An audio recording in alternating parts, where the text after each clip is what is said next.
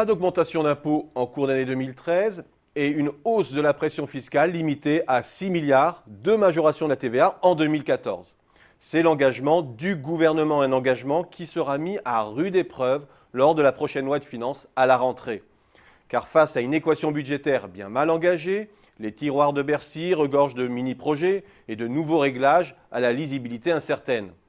À quoi s'ajoute la créativité de certains parlementaires et les périmètres moins visibles de la fiscalité locale ou du financement de la sécurité sociale.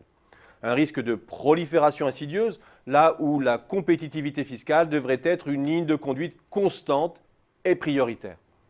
Un constat d'abord, fiscalité constante ou non, la prolifération est déjà en marche, car 6 à 8 milliards sont nécessaires rien que pour compenser les mesures qui disparaissent ou se réduisent en 2014.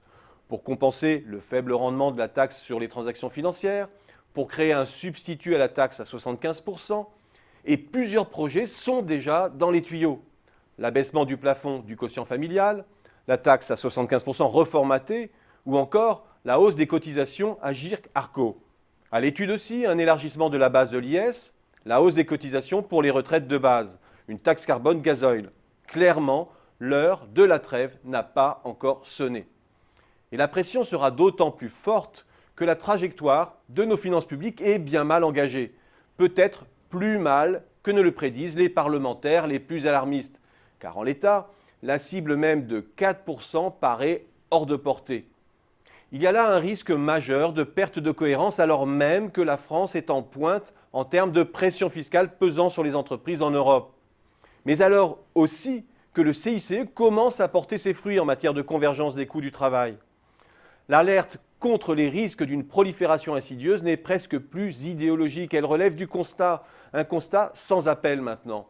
Force est de constater qu'il est contre-productif d'être de bons élèves aux yeux de la Commission européenne et de la Troïka. Emblématique de cela, le Portugal, un pays qui applique à la lettre la purge imposée par ses bailleurs de fonds. Une purge auréolée du satisfecit de la Troïka en mars dernier et du succès des adjudications à 10 ans en mai. Avec en gage, le salaire des fonctionnaires amputé de 14%, les indemnités de licenciement diminuées d'un tiers, des subventions théâtrales divisées par 2, des médicaments moins remboursés, une TVA majorée de 3 points, un taux moyen d'impôt sur le revenu augmenté de 4 points cette année. Pour quel résultat? Un déficit qui se creuse davantage en 2013. Un déficit qui, sur les 12 derniers mois, est supérieur à 7% du PIB, au-delà des 6,4 atteints fin 2012. Et bien au-delà de toutes les cibles glissantes sur lesquelles s'engage le gouvernement auprès de ses bailleurs. Idem pour l'Espagne, même séquence de cibles qui s'enfoncent avec la croissance et le déficit observé. Et idem pour l'Italie. Au risque d'être dans le leitmotiv, maintenons le cap sur la compétitivité et la maîtrise mesurée des dépenses. Arrêtons les politiques de fond de poche et de fond de tiroir. Le reste viendra.